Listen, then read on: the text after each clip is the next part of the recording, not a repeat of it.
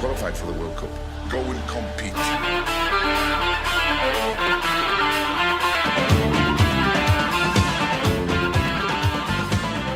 Sweet. Because I have a question. Okay, I'm having a beer today as well, actually, which nice. I don't often do on the podcast, but what bevy is it? You just couldn't cope with us this week. It's an O'Hara's double IPA. Okay. I became privy to these double IPAs, which are basically like 7 and 8%. So it's like bang for your buck, you know. Yeah. So we'll see how coherent I am at the end of this, because I have another one in the fridge, so I could have a liter of 8% beer in me by the end of it, but we'll see. Yeah, do you remember when you're younger and you'd always be like, oh yeah, I've had a liter of cider, half a liter of vodka. It's like, it's just 2 cans. Yeah. The things we did for street cred. Mm-hmm. And I wasn't even much fucking cred because people just thought I'm total fucking gowls then. Puking and fucking ring up. This guy can't be that hammered if he can fucking remember how much he's drank. That's the fucking street cred I had. It's like, oh look, there's Connor Flynn, the guy who got bollocks last night on a load of cider. What a legend! Yeah, that's it. He's so drunk. He's so cool. Well, that's what I was going to ask you about the brass stuff. The lips. How hard is it to get the old lips blowing brass? Yeah, it's probably one of the hardest things, really. Yeah, I thought so. Do you have to do that kind of like? Do you have to double your lips kind of thing, right? Have to make it all. So you just purse your lips together and blow, and when you blow through, they should vibrate, they should buzz. But you have to make sure you're not puffing out your cheeks. So you kind of tighten the corners of your mouth and keep like the center of your mouth kind of loose. Yeah. Okay. It's really not that hard. If you say to someone buzz your lips, they'll probably do a pretty good job. And then try and say like, well, make it like a low buzz or a high buzz, and people kind of do it intuitively anyway. But yeah, if you try and explain it, it gets a bit complicated. But that's your job, though, isn't it? Explaining it. Yeah, but it's easier to it's easier to demonstrate it than explain it.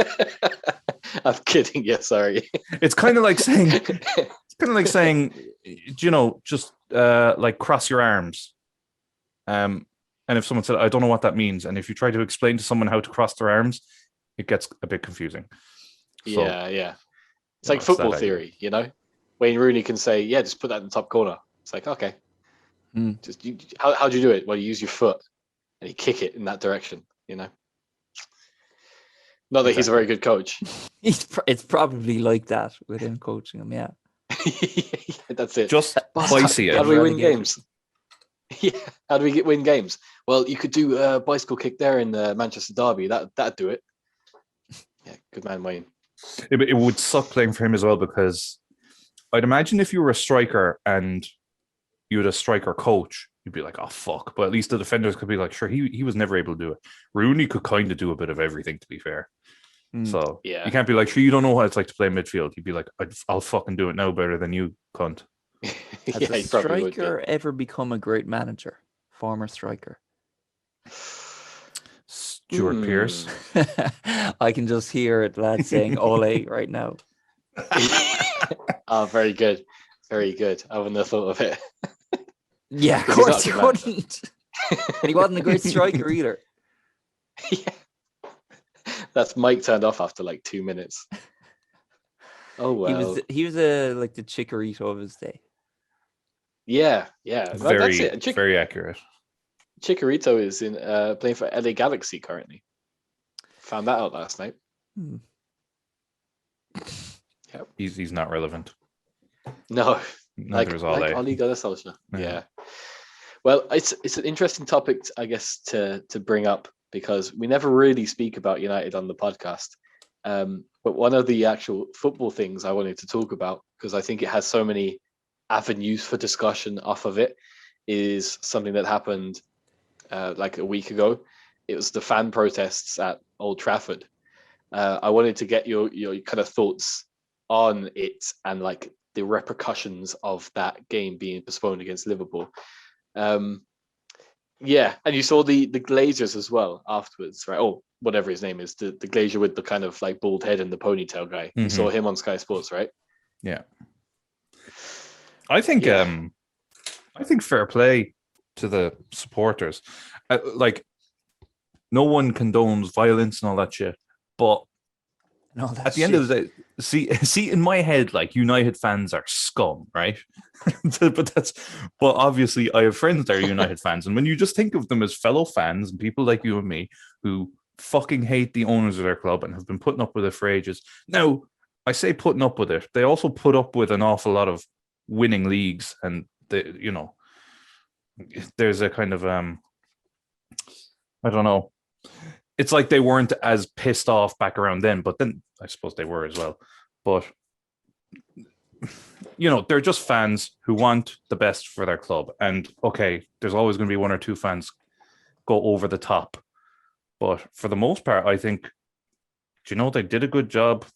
Their voices were heard. And hopefully the Glazers do fuck off, because no one likes them.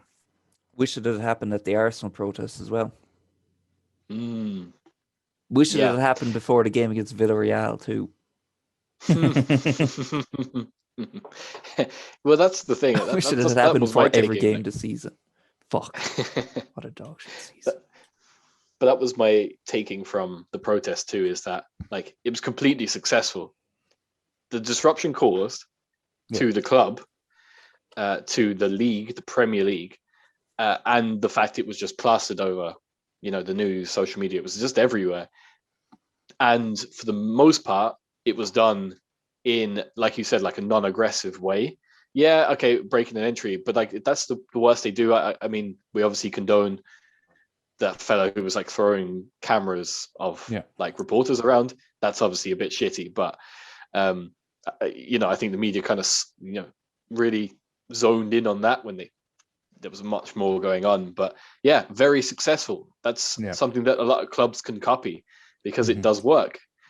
And United are going to pay the price on the pitch in the coming weeks with the new schedule that they have. Yeah, big time. Yeah, I think if a group of supporters are that unhappy with their owners, I think it was probably the best example of how to deal with it or how to protest it. And like you said, they have 3 games now this week. So, I mean, that's going to surely affect them on the pitch. So I think, and I mean, as far as I know, they plan on doing the same at their next home game or similar. So if they disrupt another game and another game, then the owners can't just start to ignore it. And, when fans are back in the stadium, are they going to boycott games? Like, are they not going to be selling tickets? So it's definitely interesting. Yeah. I love seeing it. I thought it was great. And I was joking about wishing it had happened at the Arsenal protests, but because it couldn't have happened after that, because there was so much security around. But I feel like Arsenal can be even more aggrieved about their owners than United. And geez, I hope they keep protesting now, Kronke, because there's been more protests organized. I hope they keep doing it forever, as long as he's in the club. I didn't even know that there were lots of protests around him, to be honest. Yeah, well, see, it didn't get much attention, I guess. No, yeah, no, not as much. But it was just as successful. I know they didn't break in, but it caused disruption before or after games and stuff. So, great to see. Is the replacement for Kronke good though, Flynn? Are you happy with this guy that was the founder or the owner of Spotify taking over Arsenal? I mean, what could be worse, really? I couldn't imagine a worse owner, unless. I mean, I was going to say unless the club was going down the tubes, but the club is going down the tubes consistently since he bought it. He's just been going down and down and down for years. And how much worse can it get? How much worse could he be? I have heard that he's not even really I've heard that he's like not a proven supporter, that he just says he's supported Arsenal for Yeah, I don't all know. his life. But There are tweets of him from a few years ago talking about Arsenal. So unless he had it in his mind then to do it, to try to buy Arsenal, or maybe this is all just one big publicity stunt for Spotify. are there any pros to having the Spotify owner as the Arsenal owner? Maybe I get free Spotify premium. Yeah, not Kronke. Yeah, get a loyalty. Wow, this is with him. this is brilliant. Yeah, absolutely. Where does he sign? He doesn't even have that much money, this fella, Daniel Ek, the Spotify. I've heard that. guy. Yeah. So if he bought him, I mean, that doesn't really matter anyway, because Kronke isn't exactly spending his own money as it is. So it's like we don't even have a rich owner. No. So it doesn't matter. As long as he just didn't take money out of the club, it'd be fine. Because that is the big issue, right? Is the fact that the clubs are being mismanaged. Because I know you mentioned there, Hanley, that where were United fans protesting, I guess, as badly as this when they were winning trophies and stuff, but a lot of it's dried up. I mean, United are in like the longest dry patch like of our lifetimes, really. I mean, they dominated the 90s and into the 2000s. So it's kind of been a bit sour for them, and especially with the Glaziers, they're just leveraging United as like not just a tax write-off, but like a debt write-off for their bigger ventures, like the Buccaneers. So it's, I don't know, like it is very English football to want to have like passionate managers and fans and owners, and it's obviously not going to be like that always where there's business opportunities involved. But yeah, there is like this invasion now of just businessmen that are looking to just it's kind of money laundering without it being illegal. Yeah, it's fucked up, and I think the United situation is probably the worst because they are kind of borrowing money off the United funds, and it's I don't exactly understand it, but it's like they're using Man United money as their money, I think is how I understand it anyway. But I mean, the whole thing is kind of fucked because every group of supporters doesn't want this, American type owner who's just looking to make a buck, while also being successful a lot of the time. But they still want Haaland to be signed or Mbappe to be signed. So they want it to be really cleanly run, really organized, but also splash 300 million each transfer window, which just doesn't make sense, and that just can't happen. And even like Gary Neville, he's one who's like fucking running his mouth 24/7. I know Dave kind of pulled him up on it as well, and like he seems to be throwing fucking Liverpool and United owners together and Liverpool and United supporters together, even though they're totally separate issues and separate opinions on owners. And he, like I say about United supporters, maybe weren't as loud in the noughties as they are now because they were successful, but he's the one who was earning fucking what, like 200k, 150k a week off the Glaziers, and now he's giving shit about them. Like, why wasn't he speaking up back then? I think he's the biggest hypocrite of any of them at the minute. Yeah.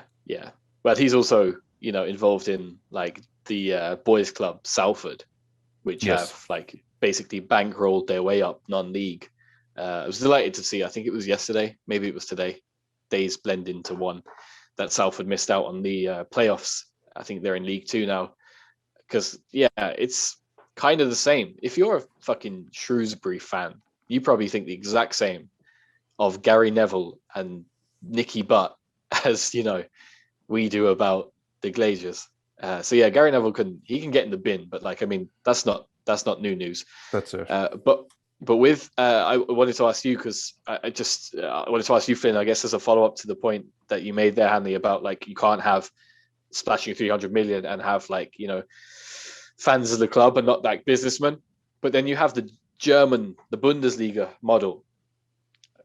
Maybe, you'd care to kind of take that side of things, Finn? Because that's proven to be successful. Well, the 50+1 system, I think it's called, where it's just like the fans, or no one person can own the majority of a club or something, and that's the majority of it has to be. I don't know, does it have to be owned by the fans? But people other than businessmen or whatever the fuck, which would be ideal, I think. Yeah. Like the Bundesliga, even though it's really lopsided in the Bundesliga, like Bayern is just so far ahead of everyone in that league that it doesn't seem like a great advert for the system. But and Schalke also, they vastly overspent. People go on about some clubs in England overspending. Schalke fucked themselves really bad.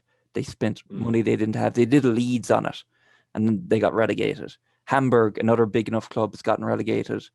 But, I mean, maybe that is an argument in favour of it, actually, because those clubs were overspending. They weren't very well run, and so they got punished. Whereas clubs that are well run do well in Germany. Like Eintracht Frankfurt, who the fuck heard of them anywhere near the top a few years ago, other than they were in the 1955 European Cup final with Real Madrid or something. I think they were, actually. It was like 7-3. I was going to say, if that was a guess, that's a really good one. No, I think someone once called that the greatest game of football of all time, or some bullshit. Eintracht Frankfurt versus Real Madrid. So like clubs like that they have a chance, and it's not, Bayern are like their own case. Is there any competing with them? Probably not. Well, I don't know. Actually, Leipzig did well this year, but Leipzig are not. I'm just going in circles here because I'm like, yeah, it's a great system, except for that. Fucking Leipzig and Bayern are like kind of exceptions. Bayern is an exception because they're just so much bigger than everyone else, and Leipzig because they're getting bullshit workarounds. So it makes me think there would be bullshit workarounds if they ever tried it in England as well. Like everyone would just end up like Leipzig. Probably. I think this the biggest thing is the control part. Is that you could have the Glaziers, you could have Kronke as owners or majority stakeholders in the club, but they'd only ever amount to the 49%. They could still make their part, and they could still sign Haaland. And but we can't get rid of do what they're doing. Kronke as well. Yeah. Like there's nothing anyone can do unless he decides to sell, because no one else has any power in the club. Also, by the way, the fella he bought out to get full control of Arsenal went to Everton and has invested like 500 million into Everton out of his own pocket in the past few years. Usmanov, yeah, fucking great. Unlucky. I don't really want him in the club either. He's a bit like Abramovich. I don't like him either, but still, if it's a choice between an asshole who invests money and an asshole who doesn't even know the club are playing football. That was the story, that he didn't even know Arsenal were playing in the Europa League. He was in like a meeting for like a Call of Duty e-sport team or something, and he had someone told him Arsenal were playing.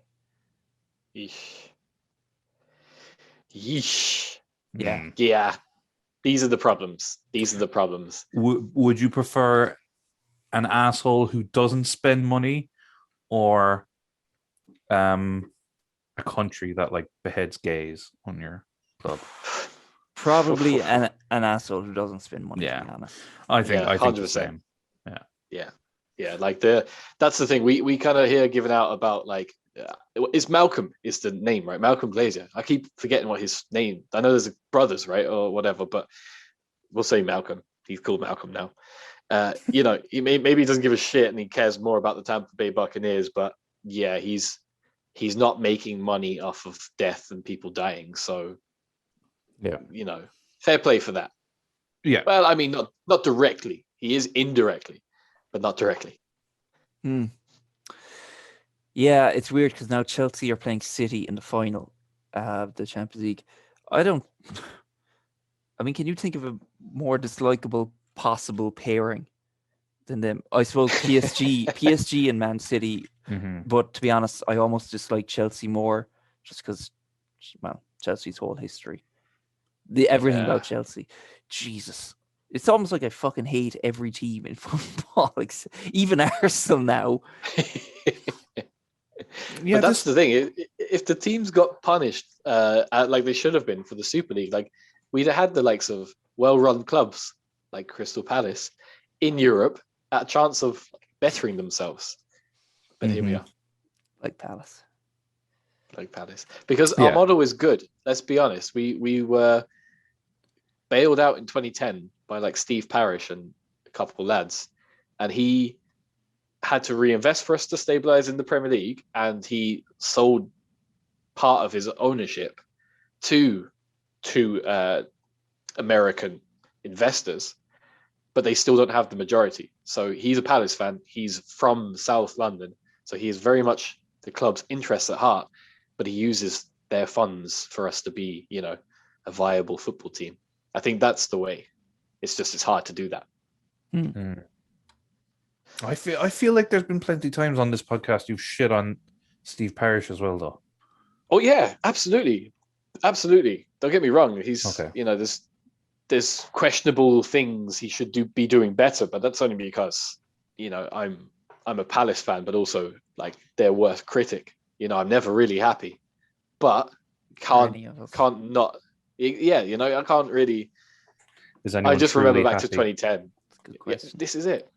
Yeah, I know I'm not.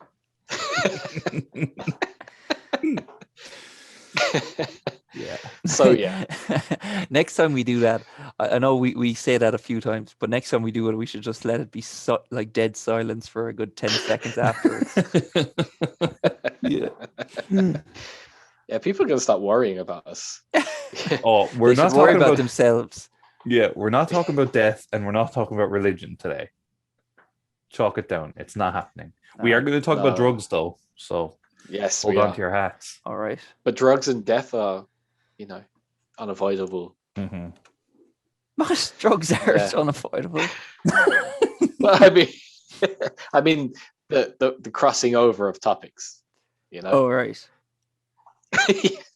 Not that Yeah, drugs equals death. Pretty much.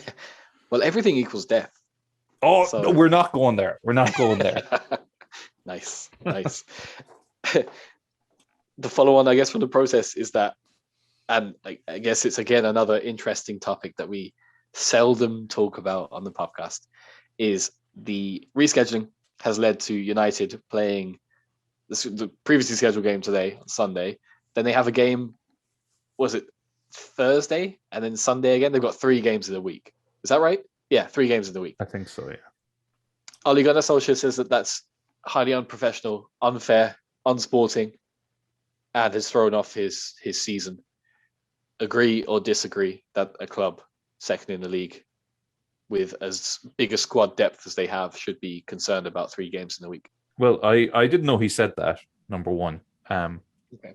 I think I don't want to be too harsh here because I want to be somewhat credible, but I think, yeah, come on. He should be able to put out a team today, a different team Thursday. I know it's against Liverpool and they want to win, but even if they put out their second string team, it should still be a pretty strong team. And then put out the same team he played today next Sunday. That's not beyond the realms of possibility, And they don't have. Am I right in saying they don't have any major injuries right now? Well, after today's game, I think Maguire is injured. Oh, is he? But other than that, I know Martial is out. I don't know when he's back exactly, but Sure, they don't like Martial anymore. yeah. So look, they should have enough depth in the squad to fucking play 3. I know 3 games in a week is a lot, but it's not like it's 3 games in 4 days or something. So they'll be all right. He'll dry his tears. He'll be all right. Do you remember when football came back after the very first lockdown? We just had like all the seasons around the world just squeezed in like a very short period of time. That was fucking Champions League, one-legged Champions League knockouts like every week. Fuck, that was crazy. Yeah, it was like a festival of football. It was like having the Euros, but with multiple leagues. It's brilliant. Especially after anyone- not having anything for so long. Yeah. Yeah, I And the remember first when- game back was crap, though, wasn't it? Sheffield United Villa. It was like, I can't wait for this game. It's fucking rubbish.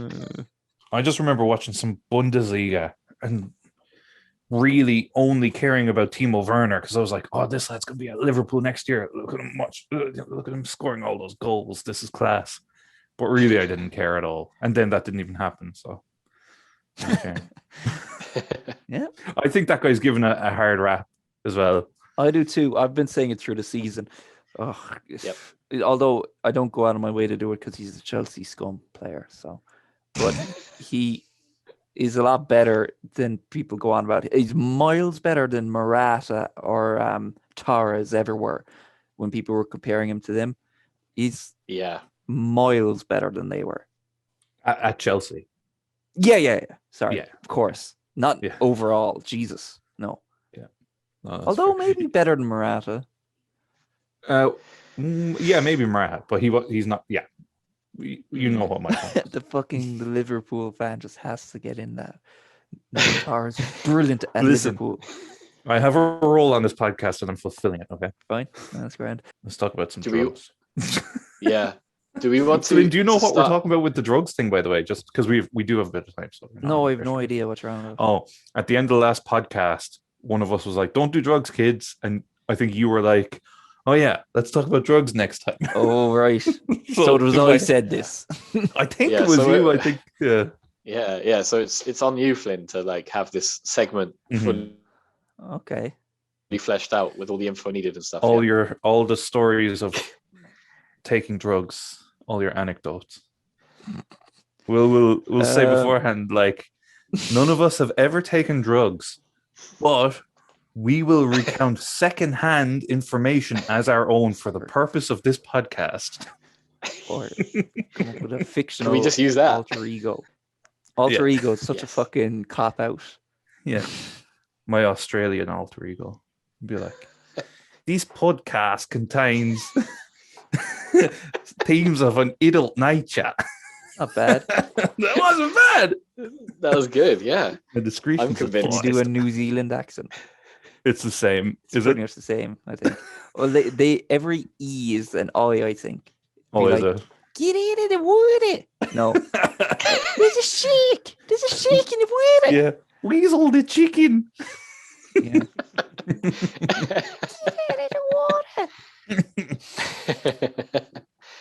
Yeah, because I know Neighbours and Home and Away are like the two soaps that are on like RT2, and one is Australian and one is New Zealand, and I never know which is which.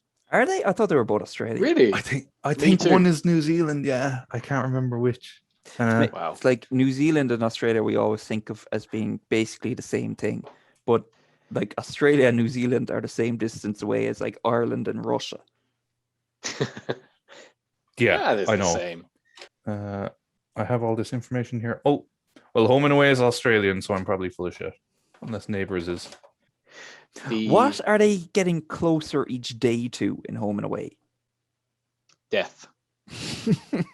I think because it's like every 5 seconds they take a break because people just have no attention span. If you're watching that, you need to be reminded of what's going on at every like 5 minutes.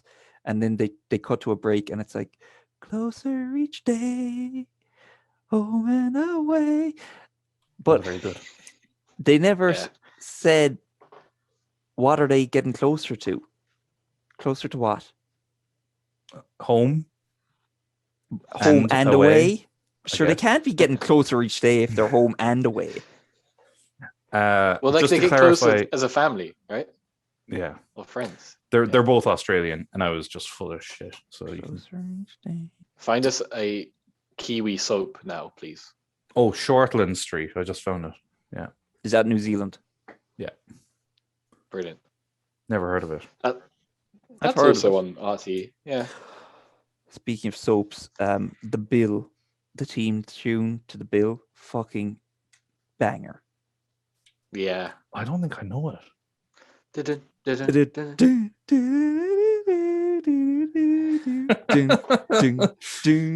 dun. This is just an hour podcast of Flint serenading us with soap opera themes. This is fucking do Coronation Street. Fuck, what's Coronation Street again? Oh, I can't remember.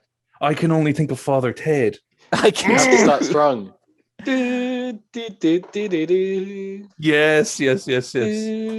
I just think of like a tabby cat on a red brick roof.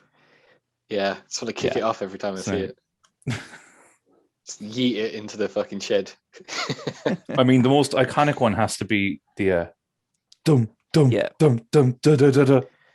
Well, Yeah. because they actually incorporate that into the show, the way it goes, like a shocking moment, and then the drums kick in, and you're like, ah. Whereas the other things, they just cut to the music. They just cut to the credits, like. But it is a really good piece of music. Like, even by itself, you feel suspenseful. So fair play to whoever, I guess, came up with that.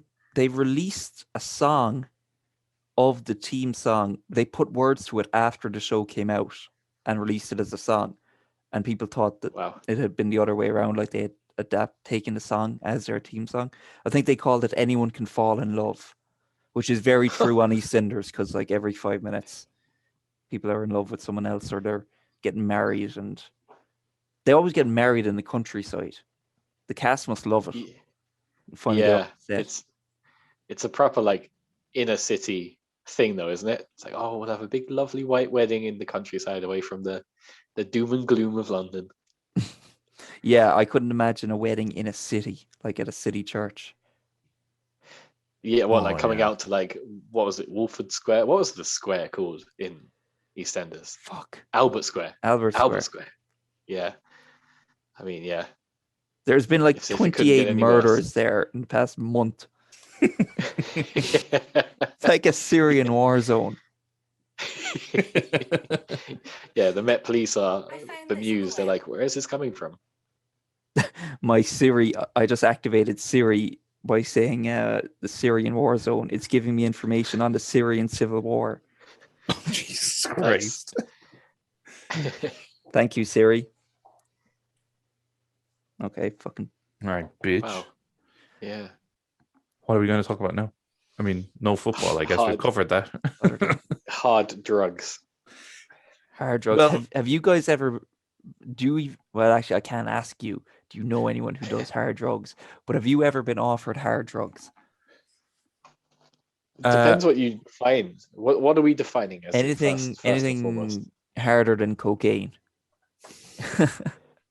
I'll tell you what, right? I'm really clueless about drugs in terms of, I mean, I know what cocaine is, I know what weed is. I don't know what PCP is. I don't know what form it comes in, or acid, or LSD. I don't know if they're all the same thing or all totally different things. So that's where I stand. So maybe I've been offered something that's hard and I just don't know, but probably I just said no to whatever it was. Yeah, more than likely. If you don't know what it is, kids, don't stick it in your nose. Yeah. Don't stick it anywhere for that matter. Yeah, it's gonna say. Yeah. That leaves it open. You know, in movies, I was talking about with someone the other day that movies, very often they'll have scenes where like characters start doing drugs, and they'll do like cocaine or something, or they'll just smoke marijuana, and like they'll be showing these drugs as being like damaging, like you'll end up in a fucking wreck and paranoid or whatever, or you'll get murdered by drug dealers. But they also show them sometimes just as part of like a party scene. Like there are movies where people just do cocaine and they don't die later on. But like there's no movie where someone starts doing heroin and they're fine. It's never been on screen where someone injects anything and they're okay in the rest of the movie. Yeah. In fact, anytime someone injects anything in a movie, they're going to die from it. Interesting. I think. I've never seen it. Yeah. I've never seen heroin portrayed in a positive way. That's what I was just going to say. I don't think it should be. It never is. Well, I No. mean, you could say the same about a load of stuff, even smoking and alcohol. Yeah, it's True, true. but I mean, my understanding, probably from everything I've seen in movies, is that heroin is just about the worst thing you can do. That's it. That's what I'm Yourself. saying. Is that like movies tell us that heroin is like the thing. You're gonna die if you start doing heroin. But it is like, I mean, that's like junkies do heroin. Like that's why Mhm. people end up properly on the streets. I would say more so than alcohol or fags. Oh, actually, Pulp Fiction, kind of, in a really roundabout way. Yeah. Because Vincent, John Travolta in that movie does heroin. That's what he's got. He's got like a bag of heroin. And what's her name? Uma Thurman. You've all seen Pulp Fiction, right? Yeah. Uma Thurman finds the bag and she thinks it's cocaine, so she snorts it, and so she has like a epileptic fit or whatever it is. And John Travolta later dies in the movie, but he doesn't die because of heroin. He gets killed. He gets killed by Bruce Willis. He's having a great time with heroin, and Uma Thurman only has a bad time because she thinks it's cocaine. If she, like, there's no implication that the heroin was gonna be a problem if she hadn't thought it was something else. And John Travolta did not die because of heroin. He died because of a lack of faith in God. Oh, really? Well, I mean, isn't that what happens? That Samuel L. Jackson, they get shot at. The two of them get shot at. Yeah. Do you know the scene I'm talking about? And like the bullets go through them. Samuel L. Jackson says it was an act of God, and John Travolta's like, that's a load of bullshit. So Samuel L. Jackson leaves. He gives up the hitman life, but John Travolta doesn't, and he gets killed the next day by Bruce Willis or whatever. Okay, I get you. Yeah. Yeah. And while we're speaking of like Pulp Fiction, Flynn, with your, I guess, movie expertise or movie background, do you have any more insight into Marcellus Wallace? That's his name, right? Marcellus, Yeah. right? The bag with the golden glow. Right. Well, what that's a reference to is a movie called Kiss Me Deadly. The whole movie is loads of references. It's like everything is a reference to a different movie, like pulp movies. And Kiss Me Deadly had a briefcase in it, which Yeah. was the same thing. People would open it up. You would only see like the glow on their faces, and you wouldn't know what's in it. But later on, you do find out what's in it. It's a like nuclear material or whatever. And when someone opens it up, their face melts off. And that was referenced in Raiders of the Lost Ark. You know, the end of that movie where their faces all Yeah. melt off. Like that was also a reference to Kiss Me Deadly, where like someone opens something and it glows in their face and their face just fucking disintegrates and they burst into flames, which is great. Nice. Yeah. Nice. Okay, Can I ask, cool. just very quickly, what's a pulp movie? Pulp is kind of like pulp fiction, like Pulp Fiction magazines or stories were kind of like really kind of cheap, like genre stories. They'd be like detective magazines, or they'd usually be kind of, what, how would you say, what's like a, not grimy, they'd be kind of trashy, I suppose. They'd be kind of like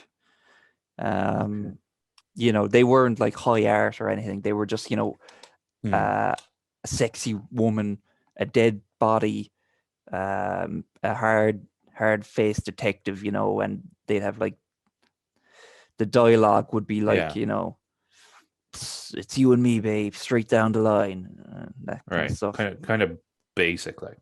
I wouldn't say basic, but it became its own thing. Like pulpy stories were just those kind of stories which weren't like for kids really, or they weren't audiences. You wouldn't get dressed up in a tuxedo to go see a pub movie, like, you know. Okay. All right, I got you. Yeah. And I think Pulp Fiction, the movie title, has a double meaning where it's sort of like pulp is in fact they do reference this at the very start. The movie begins with a dictionary definition of pulp.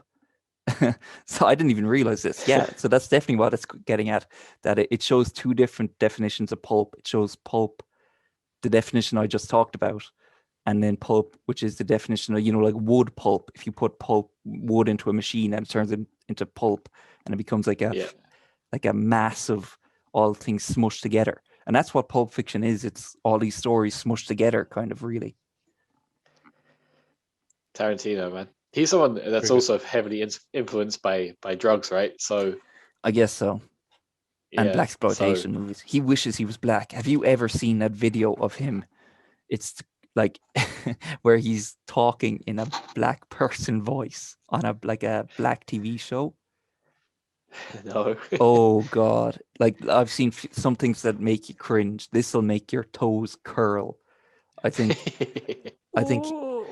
he was promoting Django or something, and he was on this show like BET or something, or like this black TV channel, and he was on it with like Samuel L. Jackson and Jamie Foxx and the rest, and he is talking to the host in the host's, not even in the host voice, but in a black voice. You know, like if you spend time talking to someone with a Northern Ireland accent, sometimes you start talking back to them in a Northern Ireland accent or something like that. He goes way overboard. If anyone's listening to this and they haven't seen it, go look it up, like Quentin Tarantino black man voice or something. It is it's fucking, a dodgy to Google that. Oh Jesus, it's hard to watch. You won't get 30 seconds into it before you think, oh God, I can't watch any more of this. It's hilarious. I have to watch it now. Yeah, no, you should. Yeah, but he's crazy. But then most kind of, you know, people that are really good in their different areas are a bit loco. So I guess, yeah, we'll leave him off. We'll leave him off. Yeah. He goes into the middle section of opinions for the PUPcast. You know, we have the right-hand side with people we don't like, Ole Gunnar Solskjaer, and the left, people that we do like, Frank Lampard. And Tarantino is sandwiched between them. Yeah, exactly. Couldn't have said it better. Yeah, he's there with I don't know, Glenn Whelan. Did you see Wes Hoolahan won promotion with Cambridge and he was drinking Guinness after the game? Mm-hmm. Yeah, that's cool. Fair play to him. He's on his way back. What could have been? I know. It's a bit depressing to think about. He's probably the best Irish player that we've had in a long time. Yeah. I mean, it sounds weird to say that because he's like, 40 something. So he can't, he's like, oh, he was like a young kid who never got the chance. So he's like an old man who never got the chance. Yeah, because he didn't get called up till very, very late. And then he was gone. Yeah, we just felt it was too late then, but sure, he could have probably kept playing. Yeah. Oh, Wes. Oh, well. Yeah. I wonder, I was did thinking, he ever do PCP? PCP. That was like Guinness. I don't even know for sure, but I think PCP, you smoke it. Okay, thanks. That's all I wanted to know. I'm fairly sure. I don't know what smoked or snorted or. You can do most things with most things. I think you can like ingest things if it's prepared right. You can take things most ways. Like I sound like I just have a stash of drugs here that I just don't know what to do with. Adrian's writing labels out right now and sticking them There's a load of hash here. How do I ingest it? Up ass.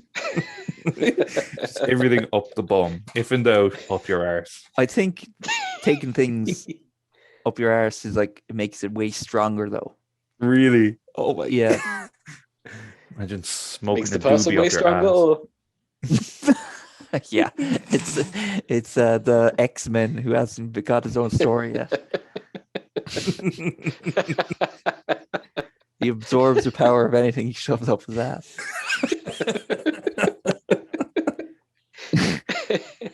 He's got the power of a rhino. That could be Pulp Fiction. Yeah, hey, yeah. Marcellus Wallace has the power of two hillbillies.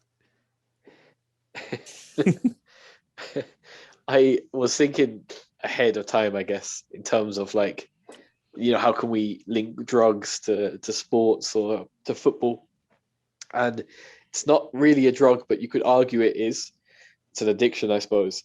But one thing that's heavily linked to sport, and we're starting to see some pushback on it recently. Forest Green have denounced it as a sponsor, but gambling is big in football, and it is an addiction. And you hear lots and lots of stories of people, well, not ending too well. Yeah, it's always the argument about, well, people should be allowed to make their own choice. Why are you telling people what to do? It's because with certain things like gambling, you get a compulsion to do it and you can't even control yourself, and you end up ruining your life and the lives of everyone around you, and you're just a massive drain on everything, and you die miserable very often. And there are certain things that happens more often with, and has more money behind it, that can be legislated for and should be legislated for in a way that people can get addicted to anything, but people aren't ruining their lives flying a kite, even though you could get addicted to flying a kite. Possibly. Yeah, it was something I never really got into, and I've been down to the bookies and I've put a bet on, or like Cheltenham, I've thrown a few quid on a horse, but it's just, I don't know, I just don't get the buzz off it.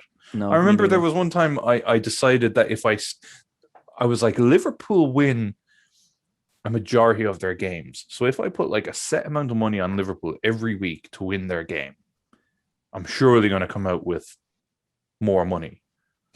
And I think like the first week, I don't know, I put €2 down, I got like €6 back or something.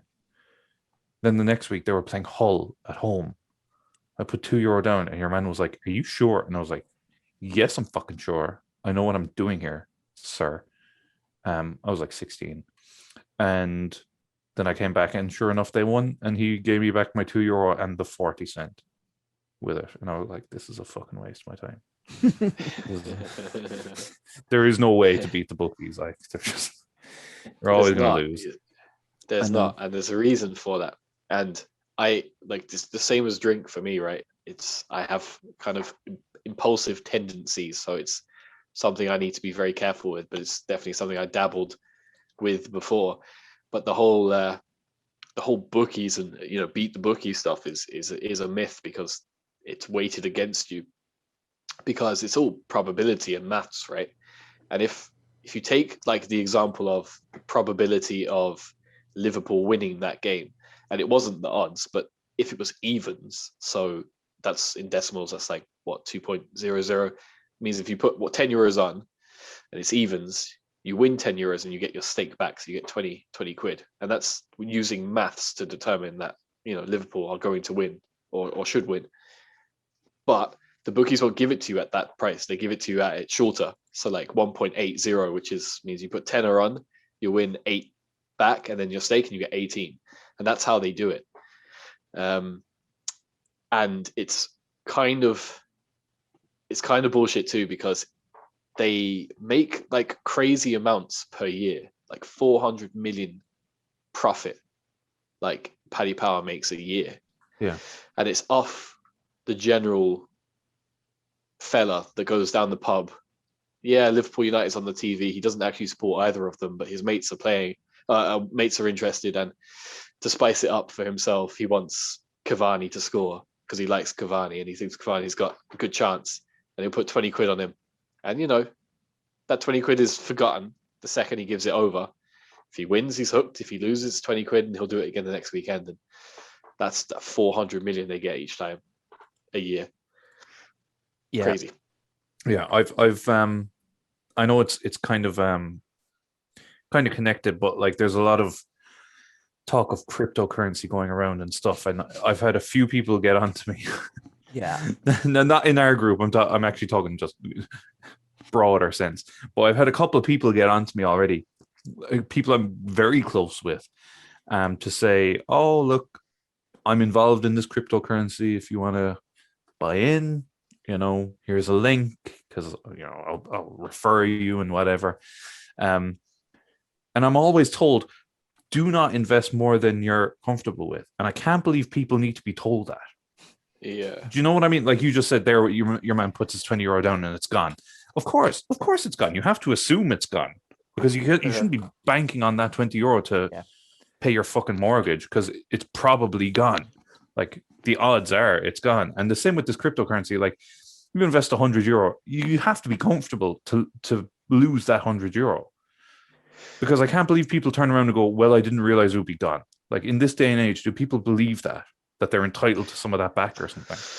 No, I think people believe that, like, say, it's when it gets troublesome is when it's like that Cavani example, is when Cavani has scored 10 games in a row and he's on fire.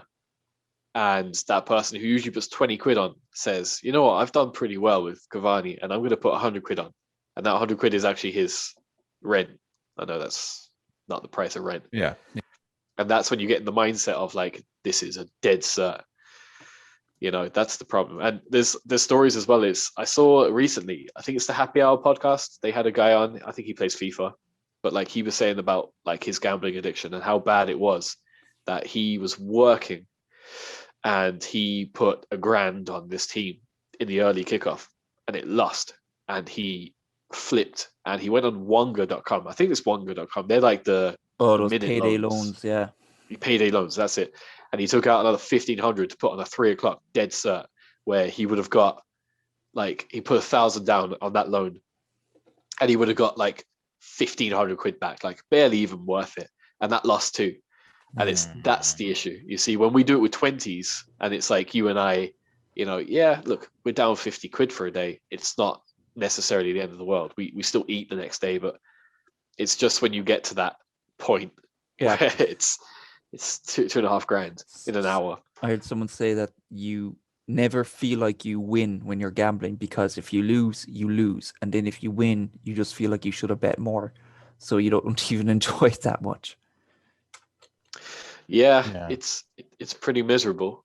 One of the ones I saw like that worked really well is going back to, again, using the Cavani example, is that the bookies know that they're going to get a lot of their money off of United Liverpool this week because people watch it. Big teams, big followings, important game. But they don't have the resources or the care to think about like the smaller games. And I think it's very relevant in like tennis, is that there could be, in a summer, there could be so many tennis games going on. You think of Wimbledon, there's like 8 games playing at once. So they don't have the resources or manpower to have people at every games. And if they do, it's usually an official that's officiating the game. So there are people that go to like random places to see random tennis games that are on the bookies' websites and try and be quicker than the person who's keeping the score. So someone wins a point in tennis, and the guy that's keeping count has to send that message to the bookies, and then the odds have to change. And there's someone there watching him do that and does it faster, and has someone on the other end waiting for that bet. And apparently they clean up and their accounts just get like closed down each and every time they do it. But that's another thing, the way they'll cut you off if you're winning too much, or they make it extremely difficult to withdraw money if you win anything. Like I saw once that you have to sign up to on these online apps to bet money. You have to give like passports and all this kind of shit, and it's so complicated to get your money out once it's in. Like they'll take anything. They won't ask questions about putting it in, but to get it out then is a fucking ball ache. Yeah. Oh yeah. To deposit, it's just like username, password. To withdraw, like you said, photographs of your passport, addresses. Yeah. Mugs game. But plenty of people do it within moderation. It's just that it's very shady. Mm-hmm. Yeah. I would have no problem if they got rid of it completely, but I'm sure that'll cause some problems as well. And I lose respect for anyone I see doing ads for it, including Arsenal, who sign up to do these fucking ads promoting gambling. And then you have like Ray Winston and Clive Owen shouting at you or trying to make it look cool. Do you know Clive Owen? He's in those ads. Yeah. He looks like a fucking rubbery old ghoul now. and I have no sympathy whatsoever. He could have been Bond. He could have been James fucking Bond. And now look at him. Yeah. Yeah. Yeah, Paddy Power Well- is a pretty funny page, though. I'll give them that. No, I hate that most of all. The banter. They had That's- they yeah, had some that's- good stuff. that's No, the fake shadiness. banter is shite. Fuck this fake corporate But that's banter. just to get, it's to get reactions and impressions. absolute So that- bollocks. But if- It's but if funny, you can but if then you can appreciate the posts and not end up getting a Paddy Power account, then best of both worlds. Happy fucking days. yes, if you're in that position, but like honestly, like I said, with the impulsive behavior, like people have that from birth, and it's They- very hard to control it. You know, They pretend And to if be it's your so- fucking mate. That's what they're doing. They're making it look like they're your friend or that Mm. they're You know what great crack and great It's banter. grooming. It's grooming. not Grooming. far off. It's not far off. It's the same principle. Yeah. Handy, you're being groomed by Paddy. Well, I've never put a Paddy Power bet down in my life. Not I yet. just but he'll think get the you. odd post they put up is funny. That's all. Yeah. Well, the other like his other shadiness for gambling. Take Palace for example, right? Their current sponsor, I think sponsor Villa, but previously Wolves, is W88. It's a gambling company, a betting site. I reckon It's not available in the UK. You and I can't set up an account with them. Oh. Why is it on the front of a Premier League, English Premier League football team shirt? And they are based in where are they from? It's somewhere like offshore of China, right? Mm. Right. But their audience is China. It's the knowing that the Premier League will be distributed to China, where there's a huge market, because there's recently gambling laws have changed in the last 10 years in China, where they allow and they restrict things as they see fit in China, as we know. And the gambling laws have changed recently, and that's why there's been this absolute surge in betting, like random betting companies from like China with load of symbols and shit, Chinese writing on people's shirts, which are no benefit to you and I. It's because they know that the Premier League is projected to the tasty a billion people in China But that's who will sign up. We're Maybe watching that's a good thing. billboards. Like, But maybe that's a good thing, because it doesn't really affect us, and it doesn't mean that you and me are going to lose money on these gambling sites. But your team still gets a big influx of cash. it affects the most vulnerable people in society.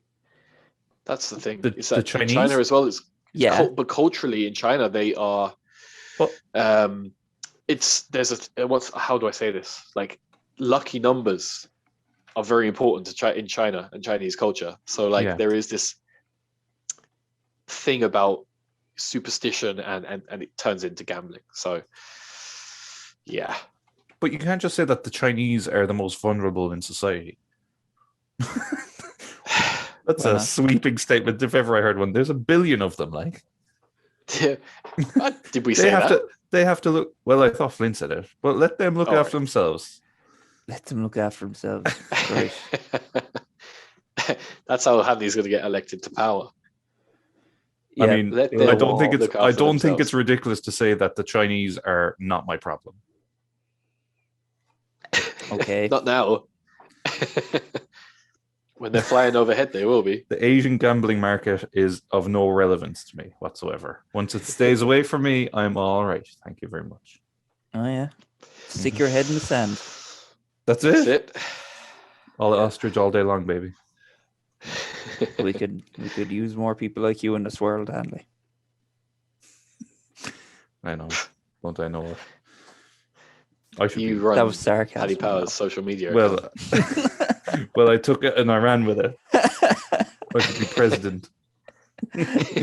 Yeah, maybe I should be president. Let the Chinese do what they want. Let me do what I want. That is how the world should run. That's pretty much what the countries do now. That's diplomacy with China currently. Mm-hmm. We'll get into geopolitics next week. Oh yes. What's Yes. the preferred form of government? Oh, a segment of each. Each each one, yeah. Yeah. Each one, yeah. How many Each one segments of is that? 750 and counting, I'd say. Before we finish up, I did want to point out this whole Viper thing. Mhm. You know, this Tommy Schlug stuff. Because our group of friends, but also other groups of friends I'm in, have all gone crazy for this, right? And in my head, like the Viper was relevant like 10 years ago or 5 years ago. I don't I know. So, I thought same. I never even watched him back then. I'm only seeing him now. me neither. But so he's relevant again for some reason, is he? I guess so. Yeah, because I watched the most recent video because you said it was funny. I And know. I did watch it, and it was kind of funny. I was surprised. Yeah, this is the thing because I've never watched them before, and I just thought they'd be shite because they're that kind of humor that's usually shite. But it was actually funny. Yeah, so It's an odd one because I guess for myself personally, I'm in a position where,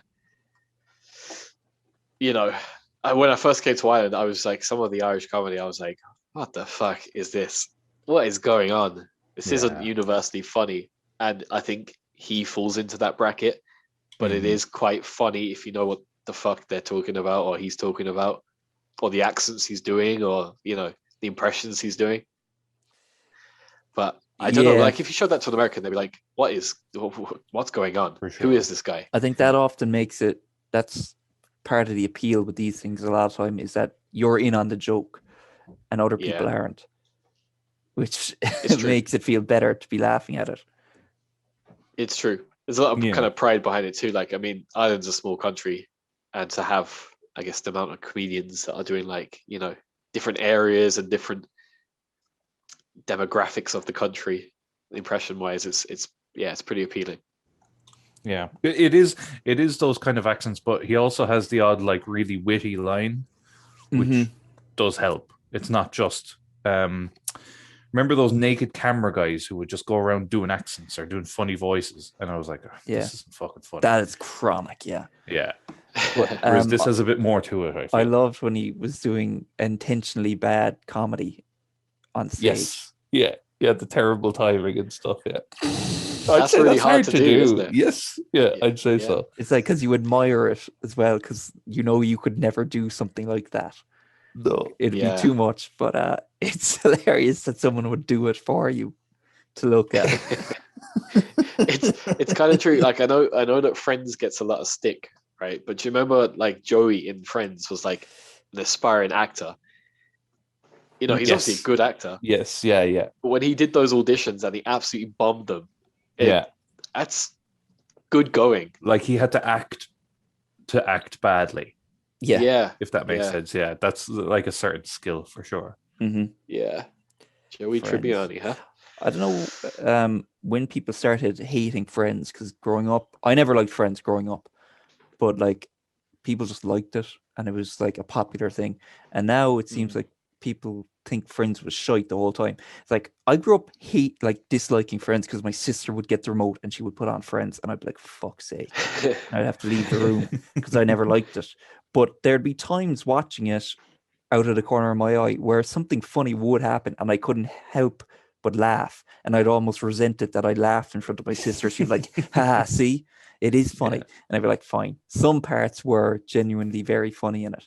And now I've almost flipped on it and thought it's a lot funnier than people give it credit for. And it's way funnier a lot of the time than in like Big Bang Theory or like even contemporary shows like what's that, Will and Grace and Becker.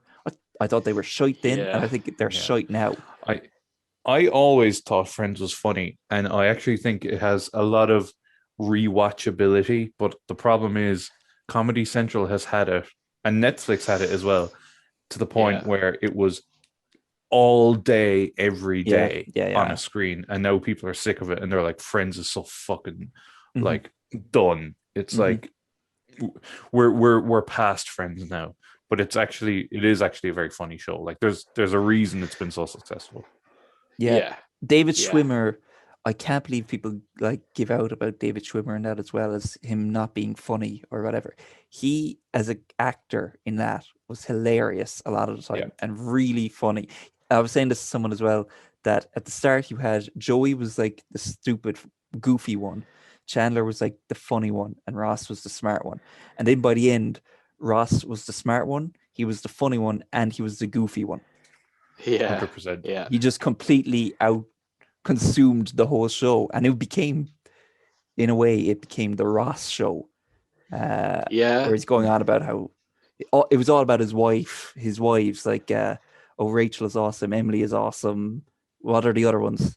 I can't remember. Carol, I think. Yeah, actually, yeah, from the beginning it was the Ross show, because it was about him. yeah. Actually, no, Rachel, really, wasn't it? Well, it it was kind their of love then it kind of it's a love turned into Chandler and Monica. Then Yeah, I hated that. yeah, Especially the way Chandler would fluctuate in redness, and he was just kind of weird looking at times in that show. Yeah, sure he was. he was like he was drugs, right? He was Yeah. battling Yeah. drug addiction. Yeah, full circle. there we go. Back to There we drugs. go. I hope it wasn't heroin. No, because he's still alive. Yeah, no, Yeah, he's fine. It was exactly. just PCP or LSD, one of those Off his other ass. substances. Yeah. Pipette That's why up it's his so arse. red. Oh. Lovely. Matthew Quick one Perry, before if you're we- listening, you can visit anytime. Sorry, one. I was going to say, quick one before we wrap things up. When it comes to Friends, there's always a divided opinion on like Team Ross, Team Rachel, of who was at fault, who was the worst. Apart from it being like a real toxic relationship that they had, anyway. I always felt that Rachel was the bitch, the one at fault, whereas Ross was just a bit dopey. But I feel that that's not the general consensus. I wonder, is there like a male-female divide on it? I think so. Yeah, I bet and there I is. think Probably. I think like it's not black and white, because she said, "I think we need a break." He took it as we're broken up. Even if you break up with someone, you probably don't go ride someone that very night. But No, it's true. she basically called it quits on him. So whatever. Yeah. Yeah, and he Didn't worked, she he worked go hard. to his wedding though to tell him? She went to the wedding to try to tell him she loves him or something when he was getting married in London, wasn't it? She went there to sabotage it. Yeah. Ross After never. he Ross went- never did something like that to her. I don't think. Did he? No, and he went out. He went out of his way to try and like win her affections.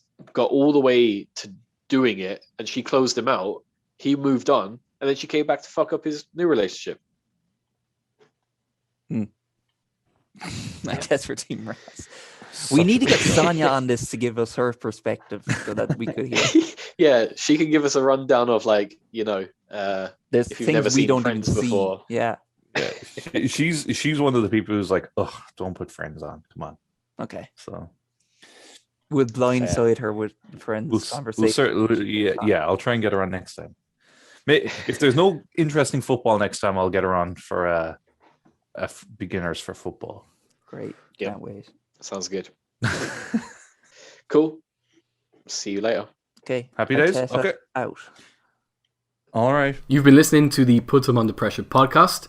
For more of our content, make sure that you follow us on YouTube, Spotify, and Facebook. Outro music.